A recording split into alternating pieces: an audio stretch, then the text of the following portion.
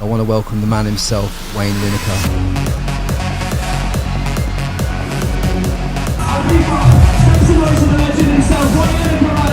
I opened my first bar. It just kicked off from day one. Nobody's ever received a prison sentence for 80 grand's worth of tax. Nobody. I was the first person ever. I actually left school at 14 because I was so excited to get myself involved in business. And by the time I was 18, I had 40 people working for me. I can't trust anyone until you've got to know them properly. That's the biggest mistake I've made. 2012, when we opened, I had 100 hangovers in 100 days. Do you ever reckon you'll settle down and find love? Or do you reckon you'll be a party boy forever? I've had businesses fail. I lost everything. I'm not talking about too long ago either. Quick one before we jump into this podcast. Do me a solid favour, hit that like button, hit subscribe, and drop a comment below this video. If you're looking to remove images, videos, search results, or fake accounts online, go to contentremoval.com. But don't take my word for it. Here's some music.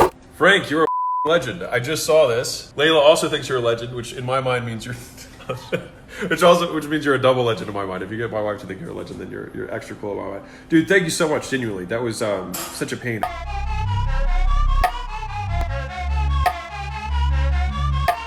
Welcome back to the Frankie Lee podcast. Today, guys, I've got you an absolute banger of an episode planned with a man who's known as the face of Ibiza, someone who I've never think we've seen the full insights to his whole journey in a conversation before, and I'm really excited to bring you this one. So I want to welcome the man himself, Wayne Lineker. Welcome. Thank you, Frankie. Welcome to your house, your beautiful house. Yes, my new podcast house. Yeah, your new podcast house. Yeah. It's working well, I think. But yeah, it's a pleasure to be on your podcast. I know how popular it is, and I'm honoured that you asked me. No. It's great to be here. But I think the place for us to start with you is obviously like when I was reading a lot of your backstory, you started on the markets selling fruit and veg with your dad, and kind of what I just wanted to understand what that was like growing up and what that taught you about life. Everything in a nutshell. It was the best education I believe I could possibly have ever wanted in business. Even though it's a fruit and veg market, the shenanigans and the real life scenarios and the fact that, you know, it's a proper business, it was a really great stepping stone for what lay ahead. It taught me how to deal with the public, how to have a laugh with the public, to understand what the public want. Yeah, my dad took me in from a very early age. I think I was 8 years old when I started unloading the vans for 50p a day or something. And that grew into me working weekends by the time I was 10 or 11, Fridays, Saturdays and Sundays. Saturdays. Sundays we didn't open.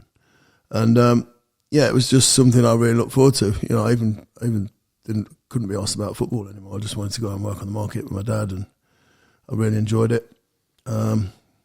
I actually left school at 14 because I was so excited to get myself involved in business, and I told my dad, I said, "Look, things were a bit different back then, you know. You got to understand that you weren't frowned upon if you left school at an early age. Then it wasn't against the law. So yeah, I decided to quit school at 14, go on the markets and make my living. My dad was cool with it. He just said, "Okay, son, I think this is the life ahead for you." I understand. He understood. And so 14, I was full time on the markets, fruit and veg, in Leicester Markets, which is the biggest open air market in Europe. And I had some laughs. Yeah, it was tough.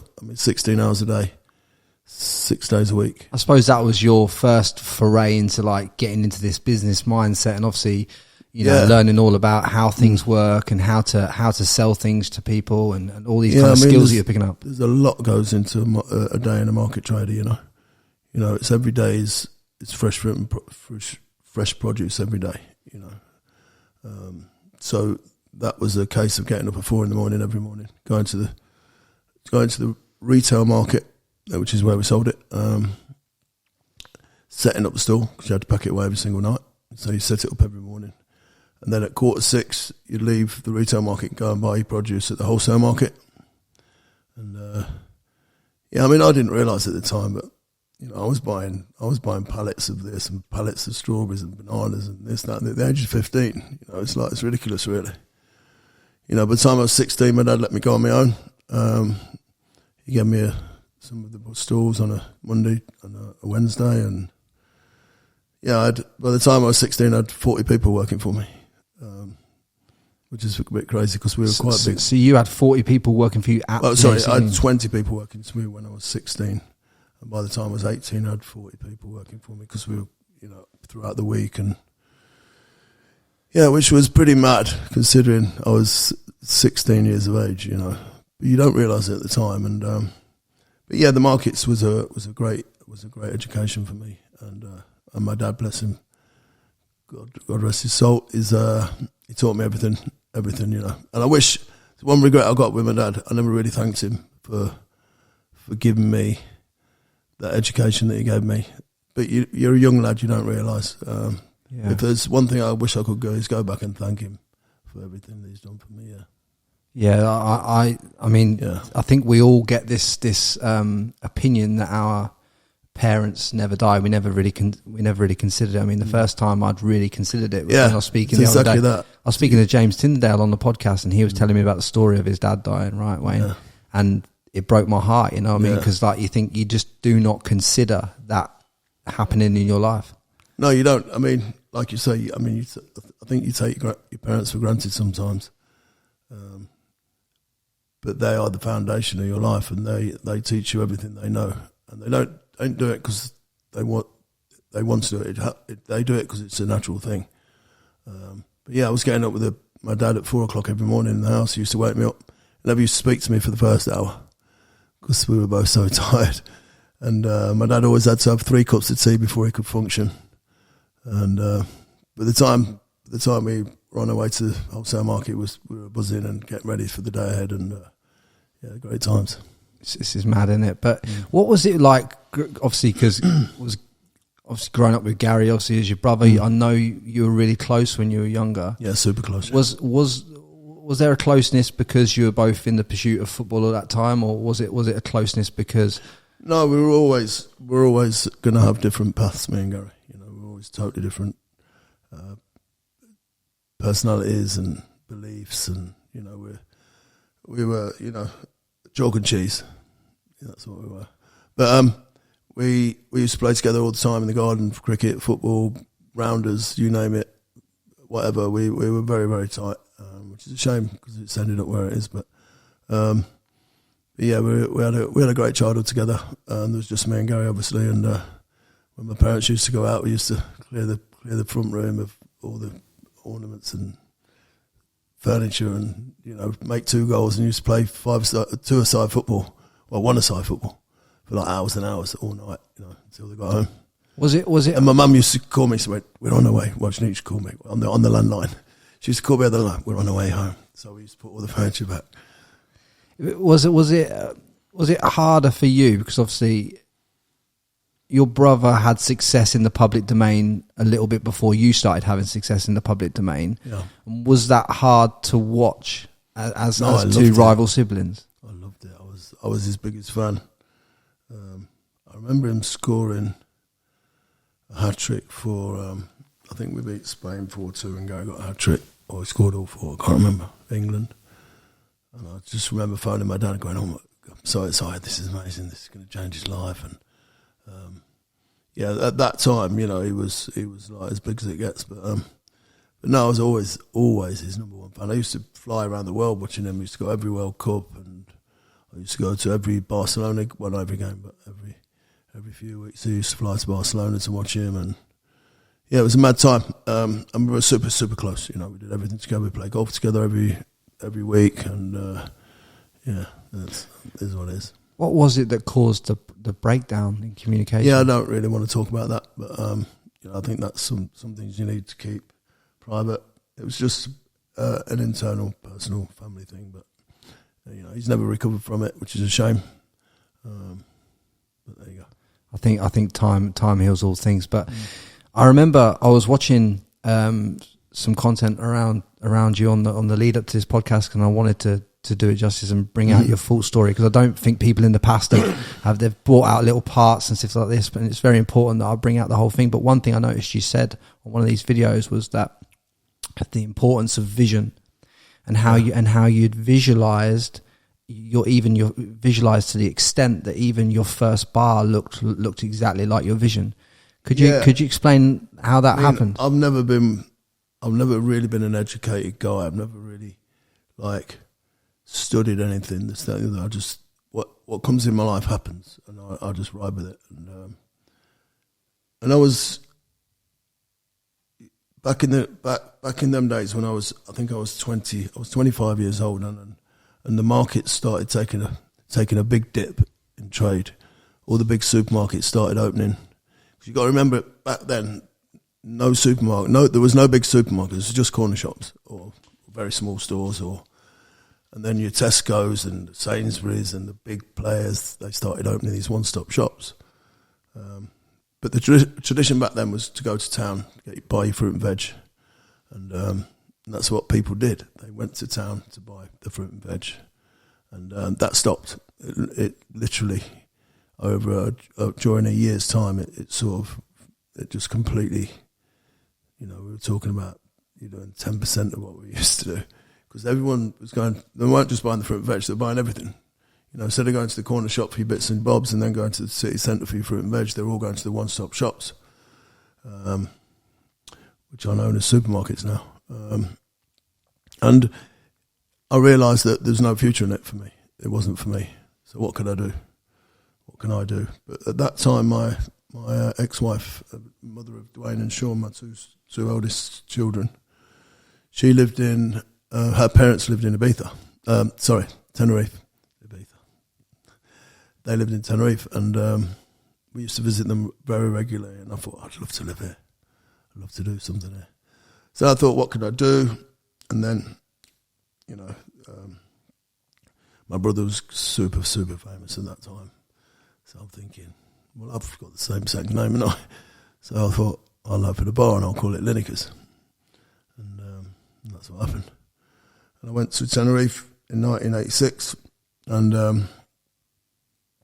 then I opened my first bar, and it just kicked off from day one, and it was a big success. And but leading up to that, 2 months before I left, I was going. This is a true story. I was going for. I was very excited at the time. I couldn't stop thinking about it. It's a big move. I was selling my business, everything. I think I went to Tenerife with 42,000 quid. My life savings, sold my house, everything. And so it was a big deal. And I was taking my family there, my kids, my wife at the time. So it was a big move. And I was going to a place called Rosso's, breakfast place. I was walking there, and then you have to walk through the market, through the fruit and veg, through the clothes, and then you get to the cafe. So halfway there, I could take you back to the very square yard this happened, because it was had that much impact on me. I just froze. I just froze on this big grey slab, and I'm like, something hit me. It was like, I saw this bar, it had 3 round windows in it. I'm like, and I've looked inside the bar. There's all these pictures on the wall. At that time, I didn't know what I was going to do when I was over there. It had all these pictures on the wall, and I could see the front entrance to the bar. I could see behind the bar. I could see this guy on the microphones talking, and I'm like, whoa, that's the weirdest thing that's ever happened in my life. And this is like a subconscious, like you're obviously just stood there awake. You're it was like a movie. Like it was like a movie in my head. Yeah, I could see it. It's crystal clear. It's like watching a video, and it all happened in a split second. I think it's when you dream. You think your dreams are really long, but they're not. They're actually a split second. And this happened to me, and I was like, okay, that's weird.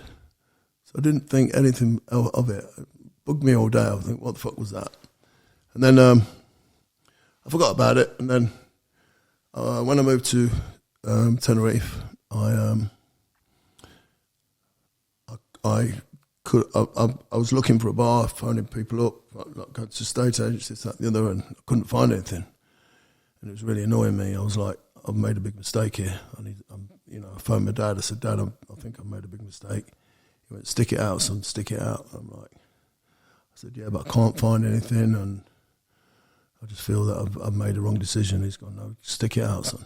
So I said, okay. Anyway, 2 days after that, I got this phone call from a guy called Bill. He's gone, Wayne, you looking for a bar, aren't you? I said, yes. He said, I think, come and have a look at this one I've found today. It's just come on the market. I said, okay. I remember that the 3 round windows in my vision, yeah? So I've pulled up to the bar and I got a little seat at Ibiza, funny enough. And pulled up there, I've gone. And it was in a place called Patch, which was one of 2 places that I wanted the bar to be, the Veronicas or in Patch, or in a place called Starco. Anything else I wasn't interested in. I said, where is it? He said, it's in Patch. I went, okay, cool. So I went there, I pulled up. I got out the car, 3 round windows in this bar. I didn't even know if that was it. I went, is that it? He went, yeah. I went, I'll have it. He went, what? He said, I'll have it. So if you've not seen it? I said, I don't need to. I said, I'll have it. I said, show me anyway. I walked in there, I could see it, and the shape of the bar was exactly as I saw in my vision. And when the day that I opened the bar, it was exactly the same. Exactly the same. And I saw that over a year before I actually got the premises, and it was exactly the same. So you saw it over a year. It was like a year between like your a year vision. Between the time I saw the vision and before it reached reality, because it was there for a few months. Then it took a few months to open the bar, to fix it, and I never really thought about the vision. And I realised afterwards that is exactly what I saw. It's mad, isn't it? But it's true. I do believe that you can vision your future, because I've been on these. I wasn't trying to. It's just I was on my way to get a cob, and I just got like that. It was. I'm like, fuck, and I saw this like inside video in my head, and it was exactly the same. I've been on, literally, Wayne, I've been on mushroom journeys, like professional journeys. I wasn't on mushrooms. No, I thought I was. No, but I've been on professional mushroom journeys where like the visions of the next 6 months in my life will play out in my head, and the vision in the 6 months after, like what happens in my life 6 months after that, and the people I meet are all the people that I met in this vision. So I kind of subconsciously believe that you can kind of manifest reality. Since that day that I started really believing in visualization, and even to this day where I first had the idea of Ocean with Tony Truman. We were sat in a swimming pool in Marbella, just me and him having a drink in the afternoon, and he said to me, "Wayne, we got to open a beach club in Ibiza," because we already had Linekers together. And I'm like, yeah, cool. And then I could see it. And he told me what he wanted it to be like. He wanted to bring Vegas into Ibiza, and we were just chatting, and and eventually, I mean, I didn't have that same vision like that I had. I was stopped in my tracks, but as we were talking that day, I could feel this was right, and and I just remember the first phone call I got from Tony when he got back. He said, "I found it." I said, "What you found?" He said, I found it, our beach club. I said, "I'll meet you there in 5 minutes." So he told me where it was. And I met him, and we looked over, and I was like, "Oh my God, perfect."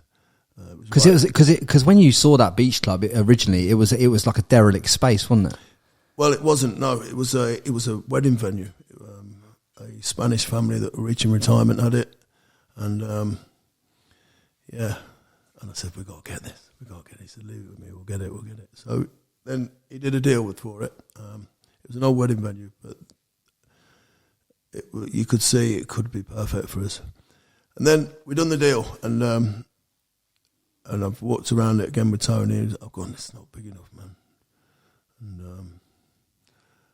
And he said, "You'd be all right," because it was like just over half the size it is now. And I said, "Who owns the restaurant next door?" He said, "Let me find out." So he found out, and it was the same family, just a different part of the family, and they were ready to sell as well. So we ended up doing a deal for the 2, which was fantastic. So then we've knocked it all down. A couple of a month or so later, once all the paperwork gone through and this and the other, and it was too big. We're like, "Oh, fuck's sake, this is too big. What are we going to do with this?" It was huge, it was like a football pitch. But by the time the design came and the restaurant and the DJ box and the storerooms and the toilets, and it was perfect. And now it's not big enough, but yeah, it's amazing. Because obviously now it's one of the most photographed places in Europe. Yeah, I think it's the most photographed club in the world. Yeah, number one, easily. Like double. Because there's not a summer since you've opened that I've not seen it on social media about 16, 20 times from different people. Yeah, it pretty much dominates social media, which we've got a lot to be thankful for social media. I think that's made it exactly what it is today, or a very big key thing. Because, you're talking 1,000 people every day, unique visitors, posting every single time they come, and, that's a strong presence on Instagram. I think it's the first thing you want to do now when you get social, is have that pic. Most of them are fucking with me, but there you go.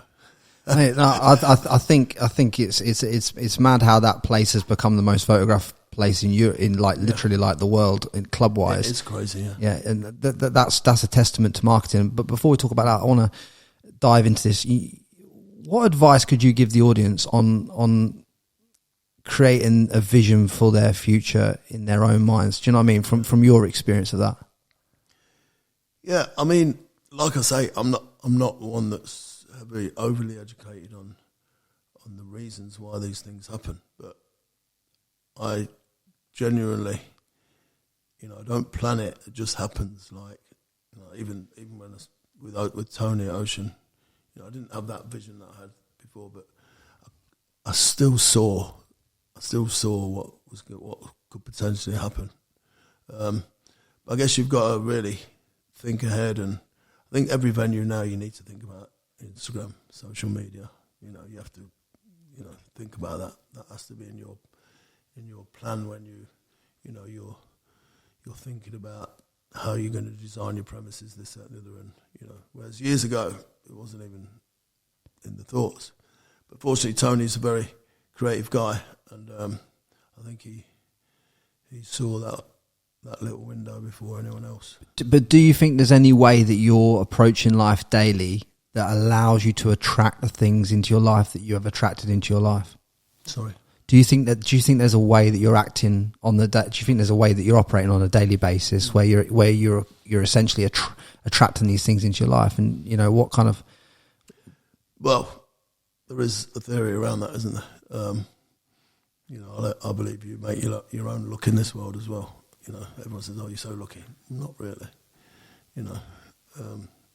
You put yourself in a position to get that look. But yeah, I mean, I can't really answer that because I don't really know the answer to the question.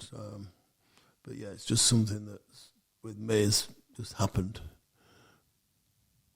But giving advice to someone, try and see it being busy, try and see the money coming in, try and see the bank account, try and see this, that, the other, and manifest as much as you can, because manifest is an amazing thing.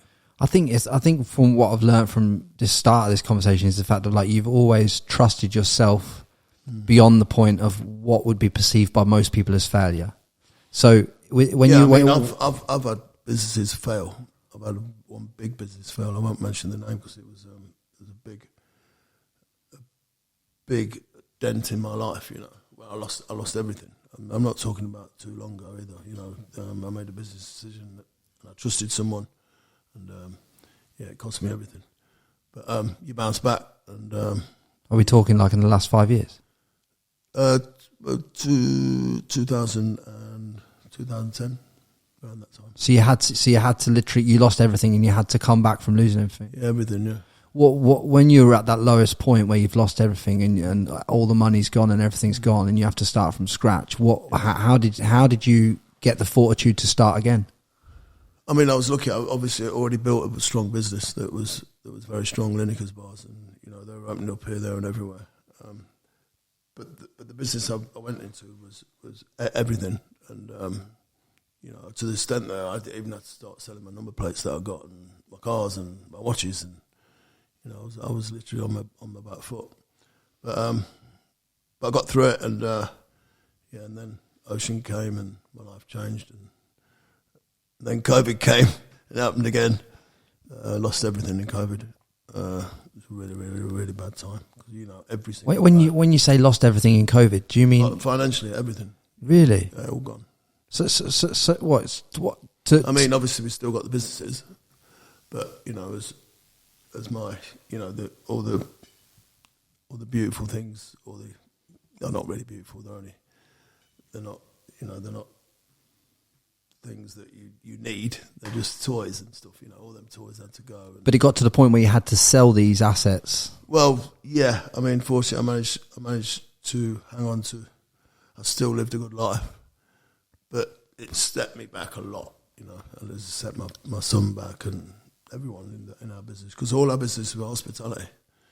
You know, and they're all shut for 2 years. Yeah, you know, I was walking into Ocean, was 1,500 people on every single Tuesday, all dancing on the chairs, on the beds, and the stage was packed, the dance floor was packed. You know, I went in on a Tuesday once at 7 o'clock at night when normally it would be completely on fire. You know, it was like ridiculous. I walked in, there was 8 people in there. You know, I just walked away and cried my eyes out. I was like, what the fuck, you know. This was in July, after he called, or August, after he called quarantine. Did you ever, was there, when you're in that moment, when you sat there and you're crying about the fact that your venue's shut, was there yeah, I mean, it wasn't, what's going through your mind? It's not financial. The fact that COVID has destroyed to the extent that it's cost people having a good time. You know what I mean? The one joy I get, I've always said it, is stand behind that DJ box and look at the smiles on people's faces, look at people chatting, look at people meeting people. You know, it's a very special thing. You know, there's people that have met in Ocean that have become man and wife, and they've had children, and you know, a lot. You know, and I get messages all the time. We met in Ocean. We've now got a child. Thank you very much. And like, these things are very special. So yeah, at that time it was like just devastating. You know, it's like where the fuck has this come from? Yeah, because it's obviously your baby. It's like you're bringing it up. Yeah. So. I suppose one thing that you've always been great at is bringing other people on the bus in to share your vision, so that they can obviously help you joint venture these places. Because obviously you got a lot like Tony's one of your partners, and you got a few other. I mean, listen, Tony's got more vision than any person I've ever met in my life. He's a very super clever guy.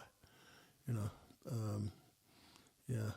But what? He's got so many feminine ways about him. I'm not sure, but but his design and his creativity is second to none. So you know, as far as vision's concerned, he's right up there. You know, with the best. But what's your advice to people who want to attract the right partners onto their bus, so that they're not in terms of relationship partners? Yeah. I'm talking about in terms of like business partners, in terms of people that share their vision, people that can finance what they believe in.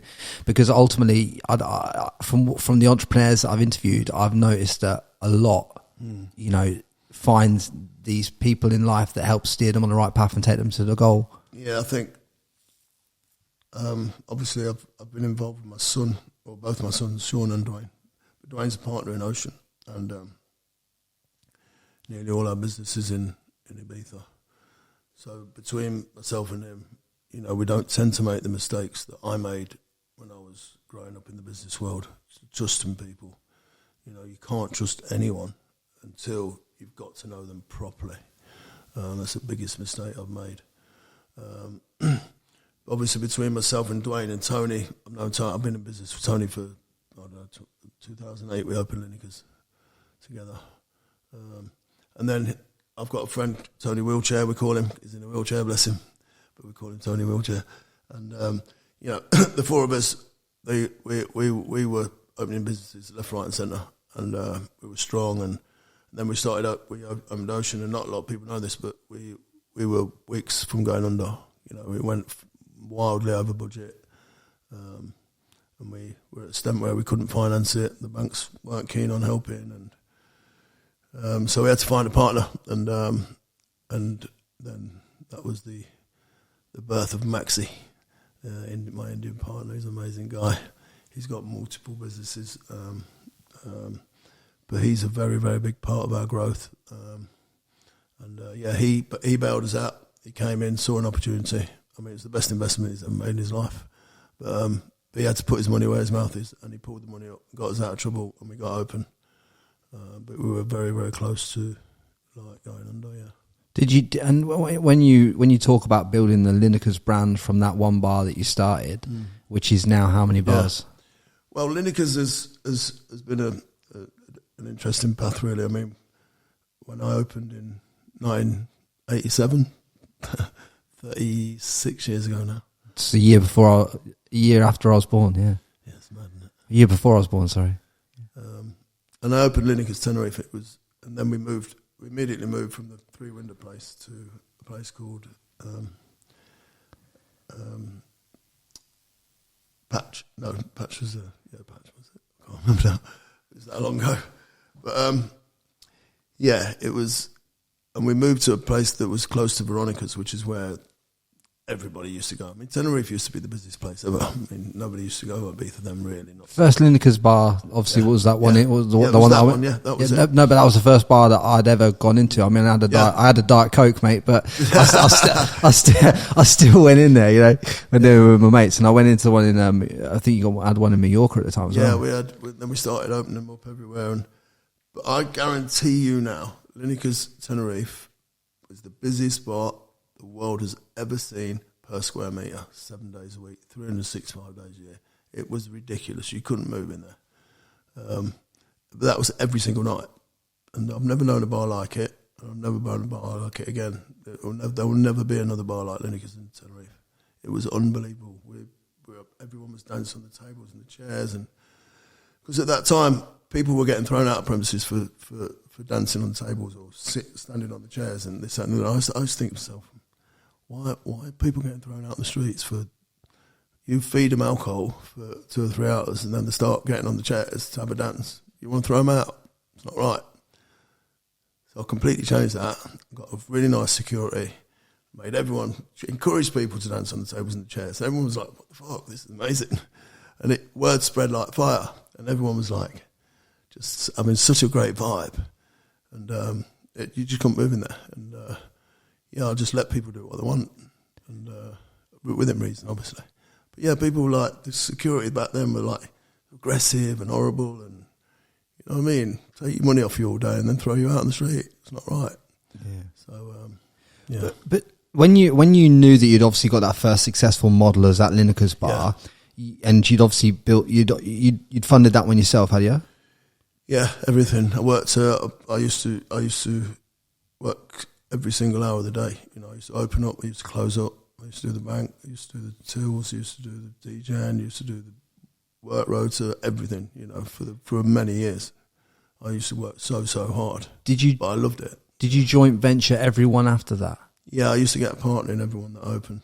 Yeah. I believe that it's best to have a partner to run with instead of opening up, then bugging off back to Tenerife and hoping for the best. So we used to have an on-site partner. So your concept is a local partner in that area that knows that. Or it was always an English partner that lived in that area, because you couldn't really teach a Spanish person how Lineker should work because they don't really understand that side of things. You know, the way I wanted it to be run, whereas an English kid would, because he knows a crack about football and music and what the policies that we had. And so yeah, it worked for many years. And yeah, we opened them in Tenerife, Gran Canaria, Mallorca, Ayia Napa, Paphos in Cyprus, Benalmadena, Fuengirola. Yeah, we had a lot. And Marbella was a big success. Port Banús, and then finally Ibiza, 2008, which is still going strong now.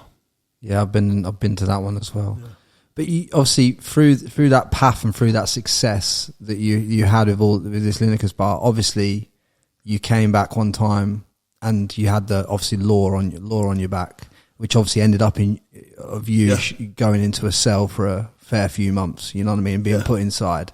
Yeah. Like what was that like? Because obviously when you're the man, when you're out there in the public domain and you're having as much success as you are, what's it like to have to go away for that amount of time?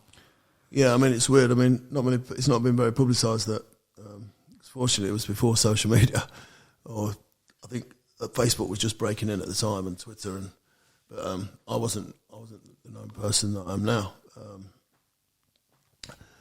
I got done for 80 grand's worth of tax evasion, which is fraud, basically, fraud in the government, which is fair enough. But nobody's ever received a prison sentence for 80 grand's worth of tax. Nobody. I was the first person ever to get a prison sentence, first offence. Well. Why do you think that was? Because I was Gary's brother. They wanted to make some example out of me. There was no other reason. I stood up in the court and I knew the judge didn't like me. He hates my lifestyle, but my lifestyle was my lifestyle. And I just used to bring some cash back to UK because I used to live in UK in the winters. And but I declared, I was declaring it all.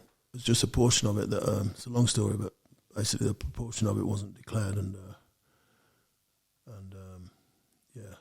it eventually stupidly went to court instead of them just giving me a slap on the wrist, and which is what should happen for an 80 grand tax offence. First day straight out of the courtroom, 2.5 years sentenced me to. I'm like, what the fuck? So I've gone in on the security call van with the little windows in the side. I'm on the way. I'm outside the courtroom. Then 4 other guys got in, who got sentenced as well. I'm like, this is not happening. I'm handcuffed to the fucking door of my little stand-up cubicle in the fucking van, and the driver's gone, all right, lads, anybody want some music on? All these other lads are going, yeah. Like, they must be used to getting prison sentences. I was in there feeling like death, like the end of my world. And it was April, right before the summer. I'm like, fucking hell, I'm going to miss the summer. And it's come on the radio, Gary Lineker's brother sentenced to 2.5 years in prison. I'm like, fucking hell. I'm like, oh my God, this is not happening.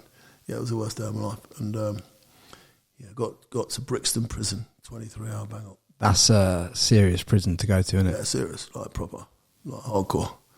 But I look back now and I'm thinking how I did it, But were you on the main wing as well? I was, I think I was the C wing. But yeah, they're all the same. But it's funny because obviously a load of people have got some word out to the inmates in there, and I kept people coming up to me. Anything you need, you let me know. If you need a phone, this, that, and the other, you let me know. I'm like, just thanks, guys. I just need some peace on my own at the minute. So yeah, I was just like, and then I was actually with my PA. I won't mention his name in case he doesn't want me to say it, but he got sentenced with me, bless him, and he did absolutely nothing wrong. Your PA. He handled the transactions and the cash and this, that, and he used to go to the bank and change the money up, and bless him, he had done nothing wrong. he got a prison sentence. Dave, yeah, bless him. He got a sentence. And, he's still with me now. He's been my PA for 25 years. So you're the only one in the world that's probably got a PA that's done 2.5 years as well. Well, we got sentenced. He got sentenced 18 months. Oh God.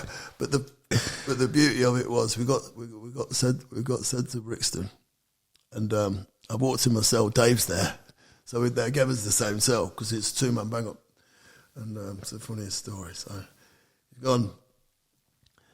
I'm like, you got to bear in mind what my life's like. Normally, all of a sudden I'm in fucking in a tiny cell with my PA facing 2.5 years in prison. I'm like, what the fuck? And all that's in there is a shitter, 2 beds, bunk beds, and a kettle and a sink. That's it. There's nothing else. So I'm like, fucking hell, this is not good. So Dave's in there. We're both like distraught. And I said, what should we do, Dave? He went, should we play hide and seek? It's the funniest moment ever. He gone, hide and seek. So we started laughing. That just broke the ice. And, but yeah, 23 hours a day in the cell. You're allowed out half an hour in the morning, half an hour in the evening. And that's just for what they perceive to be an £80,000 unpaid tax debt. Yeah.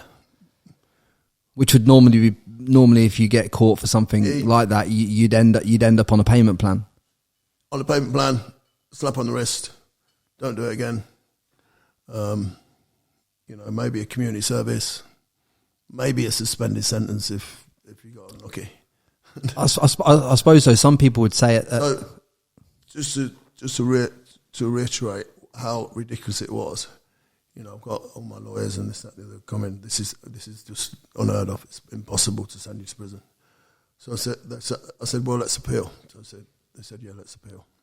So we took it to the appeal courts and then to the European courts. But it took 7 months for this process to end up in court. And then I won, and they released us. But yeah, didn't get any compensation. But it was just proved that it was an absolute ridiculous thing.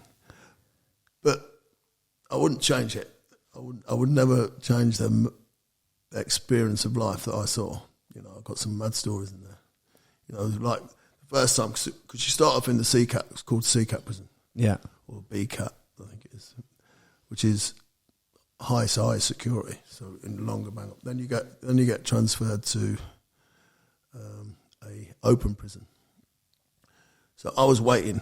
So I was in. Dave got transferred after about 10 days, 12 days. And then I'm like, where's my transfer? I need my transfer. Because you get your own cell and you can go for walks and you're free all day. And well, you can go outside the prison, can't you? Well, you can't go outside the prison, but you can go outside for walks and it's a lot better. But the 2 nights before Dave had gone, the next night, I've spent that night on my own in the cell. I thought, this is all right. And I got a knock on the door in the morning from the screw, they called him.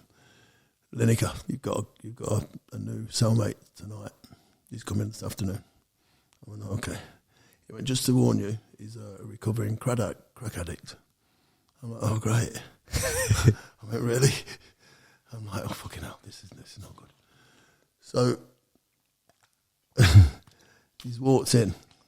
Coloured guy, lovely, gentle giant. He's gone, all right. I go, all right, mate.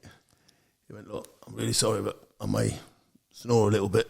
I went, okay, no problem. So he's about, I don't know, must be 22, 24 stone, huge guy. I'm like, Jesus, man, this is not madness. So then I said, listen, one thing, because you're allowed twice out yourself. I said, do not shit in front of me. Because there's a shitter in the toilet, in the cell. I said, please, just if you want to go to the toilet, just hold it in. Yeah, no problem. So the geezer's gone, okay, cool. So imagine that, fucking hell. So I'm like, oh, so I just tried to go to sleep. So he's gone to sleep. He starts snoring. The bed's shaking. It's trembling, like. I'm like, oh God. So I never slept for 2 days. I just laid there waiting for my transfer, and then it finally came through. I felt like I was going to the Ritz. And then I suppose once you get to open prison for you, it's like okay, cool. Now I can see this out. Yeah, it was all right. You know, I used to study my Spanish, and I got a job in the library, which was the best job in the prison. And you know, it was all right. You went for your breakfast, dinner, and your lunch, and it was it's like slops. You know, it's like you go into a canteen, it's like being back at school. But I suppose then, at this point, what you're learning about life is the fact of like, if you've got a name in society that's known where you can leverage and turn into like a bar brand.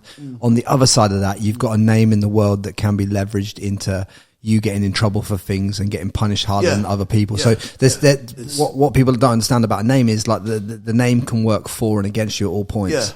Yeah. I mean, there's times I just want to go to a nightclub and enjoy myself, but I just get, I mean, I enjoy the attention and what people, asking for pictures and wanting to chat to me and all that. But sometimes you just want to switch off, and obviously probably going to a nightclub's not the best place to do it. But yeah, I mean, I wouldn't swap anything for the world, but and including that memory, that experience that I had. But that experience gave my son Dwayne the platform to be the person he is now. He's now the backbone of our company, which own all our businesses in Ibiza. He's the guy that holds it all together. He works tirelessly hard. He enjoys it. I mean, the future of that kid is unbelievable. He's going to be a very, very successful boy. But yeah, he's on fire right now. Him and Maxie are, they're doing deals left, right, and centre for different projects, and which I'm obviously a part of. But I don't get so hands-on involved in the backside of business. Like I say, I did lay the foundations for what we're now enjoying. But I tend to enjoy myself and just, have a good time with the crowd and socialise. And So is your role now more of a face of the brand rather than being a runner of it? I'm not a hands-on partner anymore. I mean, I go to meetings. Obviously, we have our general meetings and this, that, and the other. But the serious work is done by the likes of Dwayne and Tony Truman and Maxie, really. When it comes to setting up the branding of all these different venues, like how long does that kind of process take, and what does it involve? Yeah, again, we've got such a strong marketing team now. We've got a girl called Gemma Charter. She's been with us years. Between her and Tony, they do all the branding. I get in a lot of trouble sometimes. Some of my videos I post on Instagram, I get a call from Gemma. Wayne, take that down. It's not the branding we want. It's not the look we want. She is funny, but I think a lot of your videos have got you in a bit of trouble through the past. I mean, you're always going to be you're one of these people that I've always seen in the media, but you're always it's either super positive or super negative. It's controversial. It's never there's no middle ground with you. You know what I mean? There's not. No, it's controversial stuff that goes viral. But I don't mean to go viral. It just happens. I just have these funny ideas sometimes, and sometimes they work, sometimes they don't. But it's what it is. I mean, you went viral once for saying that you'd only date a woman between the ages of 28 and 29. Yeah, well, I did a criteria list and it went super viral, even to the fact that people were blogging about it in Australia. But it was true, but yeah, it was a very controversial post, and I wrote that post. It was my criteria in a girlfriend, because I thought I can't find a girlfriend, the one that I want. I don't mix with people my age. I mix with 25, 30-year-olds. So what am I going to do? Yeah, So I said that you need to be between the ages of 28 and 32 or something. But 26 could work. Put that something like that. And it just went mad. I was on Loose Women the next morning. They were talking about it. They all got all my criteria up. They were talking about it, and it was funny. But that went unbelievably viral. That did, mad. So do you think, in essence, that you try and be a bit controversial? I don't mind being controversial, as long as I'm not being stupid. I like to, to just throw a little bit in the mix. Is he being serious? Is he not? Do you reckon then all attention on your brand and you is positive in the fullness of time? Yeah, I mean, everybody loves Ocean. Everybody loves what it is. I think people like the part I play in Ocean. I'm very friendly to people. I'm humble. I'll always have my picture taken with them. I think a lot of corporate companies, you don't really see who owns them, who owns Pasha. You would know. Yeah. So I think the specialness of Ocean is that people have someone to relate to. They go to the venue, I'm there, or Tony's there, and they're like, "Wow, this is amazing," Which I guess it is for them, but it's something we enjoy. But it's not, like I say, we are not a corporate company. We're like we like it to be fun, and we like people to have a great time, and we're not shy of sharing that great time with them. Do you think that's where most brands go wrong these days, is they build them as faceless entities? I wouldn't say they go wrong. There's a lot of successful business. That's just our style, and it's worked. It's worked for us, and it's been a huge success for us. And I am the face of it. But I work hard. I go there. I enjoy it. Let's not get it wrong. Being asked by hundreds of girls a day for pictures is quite a unique and nice thing. But it is our work. But I tend to try and get all them pictures done before 6, 7 o'clock when everyone's absolutely wasted. then it becomes a challenge. But yeah. It's mad though, because in the UK and Ireland and probably Scotland and Wales too, every summer I'll see you in the middle of a hen do or something like that. Someone's in a picture of you. This is true. So girls at hen parties, for example, they always have a bucket list to do when they're on their holidays, or the hen has to do. So the hen will have to go up and kiss a guy on the cheek, or he'll have to do this and that. And then at number one is always picture with Wayne Lineker. Always number one. It's bad. So immediately they want a picture with me. There's like 15, 20 girls. Wayne, please, can we have a picture? Oh, go on then. So I jump in the middle of them. Such a hard job, yeah. Yeah, it's tough. But yeah, I'm normally the picture on all the IB for WhatsApp groups. And do you ever reckon I think people understand that I'm just one of the lads having a bit of fun. You know, I'm not stuck up my own arse, and you know what I mean. I'm just a very humble person. I try to be anyway, and I like to be.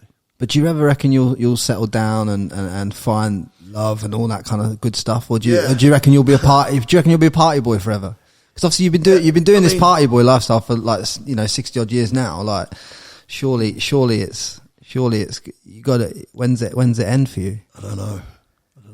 I mean, I've started cutting a lot of clubs out now. I don't really go to clubs so much. I mean, I go to Glitterbox now and again on a Sunday and Defected on a Friday, but that's about it. But that's getting less every year. But I'm looking all the time. I think it's the look, isn't it? Searching. I quite like the challenge, and once I've reached that challenge, I tend to slip away a little bit. But I'd like to settle down. I'd love to. I'm at that stage of my life. I've been for years now, but I just can't find anyone, and it's tough for girls to take on someone like me. You know. Do you think though that your life would change though if you got that woman in your life that brought you that completeness? I think it would change. I'd be a lot more healthier for sure, because obviously I tend to drink every day, and that's not ideal. But yeah, I mean, I am one of them guys that I'm 100% or nothing in everything I do. And that's whether it be in business, whether it's looking after my kids as they're growing up, or whatever it is in life. I tend to, even going to the gym, I'll either go to the gym 6 days a week, or I won't go to the gym for a year. That's how I am, and I'll get into the zone. I'll eat healthy, I'll drink healthy, I'll do this, I'll do that. But that's how I am. I'm 100% nothing. I would be in a relationship as well. If I find I was with Danielle, my ex, but I've not really found anyone to replace her yet, and she was very special. But I'm sure she's out there, and hopefully one day I'll find her. Do you ever find though that because of the life you lead, where it's like, you know, you're surrounded by, you know, women between the ages, say 20 and 35 a lot of the time. Yeah. You're out there drinking and surrounded by people. You're probably not on drugs yourself, but you're surrounded by people that are on drugs and stuff. Does that environment kind of make you feel lonely after a while? No, as long as you keep yourself in a fresh, you know, when you're hungover, it becomes tiring. You know, when I did 2012 when we opened, I had 100 hangovers in 100 days, and that's not a joke. Every single day I went out, I never got in darkness for 100 days on the trot. I used to go home 7 o'clock, sleep till 1 o'clock, wake up, go to Ocean, tired, hungover, vodka Red Bull, 2 glasses of wine at lunch, another vodka Red Bull after lunch, back in the game, same process, out. I did it for 100 days. But yeah, that becomes tiring, and you know, but you don't. It's a process where, do you actually not go to Ocean today and recover, or do you go and think, fuck it, I'm going to have another good day? And that's what happened at that time. I'm a lot better now. I mean, I don't party like I used to. So your whole plan of attack is then from like May time until probably end of September. Yeah. Your whole time is spent in Ibiza, right? Every minute, yeah. I don't want to leave. And you just go on this mad tour and just live in this Ocean Beach Club for like 4 or 5 months. I mean, I live an exceptional life, you know. It's crazy, you know. but you still have to maintain and control it, which it's took me a long time, but I'm at that point now where I think finally, last year I was pretty good. I mean, the 2 years previous to COVID, and I lost the plot a little bit first year, but last year I was reasonably good. This year I'm a lot more focused on my health, and longevity of life really. But I still understand what my business is, and that it does take. I can't go to Ocean and not have a drink really. I really struggle with that. I can go for a few hours and then go home, but yeah. Why do you think you struggle so much with not drinking? I just feel that everyone's having such a great time, and that it's the adrenaline in me. I'm very high on adrenaline, and so I'll have a little drink and I'll get in the vibe that everyone else is in, and I want to be on that level that they're on. Yeah. I want to be in that zone where, because I've got hundreds of people coming up talking to me, asking for pictures on a daily basis, and it's a lot more difficult to do that when you're sober. You've had a couple of drinks. I'm not talking about getting wasted. I'm talking about having that little pick me up. How long do you reckon you could go doing it though before it starts to really affect your health as you get older? I mean, my doctor said to me this year it was in June. He called me and he's gone, Wayne, I'm worried about you. I said, what are you worried about? He said, I'm worried about your health. Let's do some blood tests. I said, okay. He said, we need to do everything. Your liver, your heart, your blood pressure, everything. Yeah. I went, okay, cool. So I went to hospital, did all the tests, all the blood, took all my bloods, and they called me, said, Wayne, I've got the results, I need to see you. I went, okay. So the longest drive ever to the doctor's 20 minutes is in Ibiza town. I walked in there. I'm thinking he's going to give me 3 months to live. The back of my head, I thought I'm in trouble here. He's gone, Wayne, your blood. I'm like, what? He's gone, incredible. I went, what? He went, nothing wrong. You are perfect. Your liver, your heart, your blood pressure, you are incredibly healthy. I'm like, really? He's gone, really? He went, you are a medical marvel. I went, thanks. And it was on a Tuesday for history. So I got in my car, it was about 2 o'clock. Got in my car, I went to Ocean and got absolutely wasted. Yeah, it was great. I think because you've lived this life so long and because you're accustomed to it, I think that's why it's become so, I think if you took it out of your life, you'd probably end up finished. Yeah, I mean, if I actually went super healthy and stopped drinking and this, that and the other, and I think my body would reject that. But I don't know. Yeah. I'm just wondering. I'm just kind of wondering in my mind when that party boy ends. You know what I mean? You're like the. I'll tell you one thing. It's not ended this year. I can't wait. So when does your year then officially starts in May? Then basically. Yeah, May. Yeah. Well, yeah. April 21st, we've got a soft opening party, and then a soft opening party. Yeah, it's an excuse for another opening party. No, it's the first day we open, but it's too early to have the grand opening. So we open them weekends, I think it is, till May the 5th, which is the grand opening, and then we open every day after that. What would you say your biggest lesson is then in having opened so many venues and having so many like business ventures with different people? What would you say one of the key biggest lessons is for you in that whole 100% location. You have to be front line. You have to be in the mix. You can't expect to open something, even if you've got a great brand. I mean, I've done it with Linekers in the past, to open them one down the road. Yeah. So people will work 5 minutes to come in. They're not interested. You got to be in the, you have to be in the mix, I call it. A lot of passing trade. You need to be in the heart of a resort. So is it when you set up a bar? Is there a set? Do you when you drop a pin on that map and say I'm setting a bar up here?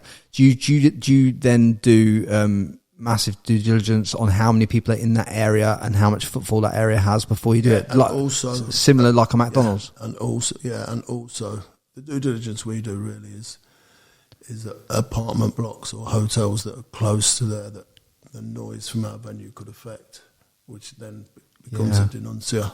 So if your music's too loud and you're right next to an apartment block or you're underneath someone's apartment, they're going to go to the police and report you. And you only need 3 denuncias for a temporary closure. So that's as big as important as a location. You must make sure that you're not interfering with anyone's lives regarding your music, or even people leaving the venue, making noise in the streets, outside people's premises, outside people's residences. It's very important to find a location. I mean, if you look at Ocean, I mean, it's right next to Ocean Beach Hotel, but we're obviously in collaboration with them. But, you know, if we'd got apartment blocks all around us, then we would never be able to play the music at the level we do, or we would have problems, like continual problems. So all our locations now are the first thing we think about is music. And is your relationship with someone like Tony so good because you're perhaps opposites in many ways, so that your strengths correlate to his strengths, kind of thing, and that's why it works? Is that kind of that's the gist I'm getting? Yeah, I mean, that was more back when I used to be hands on, but now I just leave it to Tony and Dwayne, and obviously I see everything that's on the group and what we're going to do and this and that. If I see something then I'll speak up. But generally, they've got it sussed now, and we've got a great formula. So yeah. No, I think you've won at all levels of life. But if there was if you've got to leave the planet right now, you got no more Ocean Beach, you can't take nothing with you, no family, but you could just leave like one pearl of wisdom from these many years of life that you've lived, and a very colourful life. If you're going to leave like one pearl of wisdom for this audience, what would it be? Business wise, just what you'd want to leave. Oh, I always believe you won't get anywhere in life unless you treat people how you want to be treated yourself. I'm always humble. So no matter what, when business, friendship, strangers, just be humble. I've seen it so many times. Kids trying to break into the business, super cocky kids, and they never progress. You go into a meeting, it doesn't go right. You still shake hands and you're humble, and thank you very much. Hopefully in the future we'll meet again and we can do something. And I'll never leave anything on a sour note, and always like to keep it friendly and be humble. Yeah, that's the one thing. Love it, mate. I love it. And thank you so much for your time today. And guys, do me a solid favour. Yeah, I hope you got a lot out of this podcast, learned a few good lessons in it from a man who's had a colourful life and leading it for the next few summers. I'm sure we'll catch up over the summer, maybe do one in Ibiza or something like that as well. Let's do that. Do a follow-up episode, because I want to see you in your full habitat. I feel like I'm seeing the hibernating Wayne right now. Yeah, I mean, there's a meme out there, Wayne Lineker's slowly defrosting somewhere in a freezer somewhere right now. Yeah. That normally comes out in about March. But yeah, no, I love it, mate. You've definitely led a colourful life, and there's some value in that. I've learnt today, always pay me tax bill, and I've learnt that maybe me being single at like 34 is, I've still got time. You know what I'm saying? I've still got time. But guys, do me a solid favour, subscribe on all the platforms, share it with your friends, and let me know how this goes for you. Much love. Guys, do me a solid favour, drop a comment below this video and let us know who you want on the podcast next.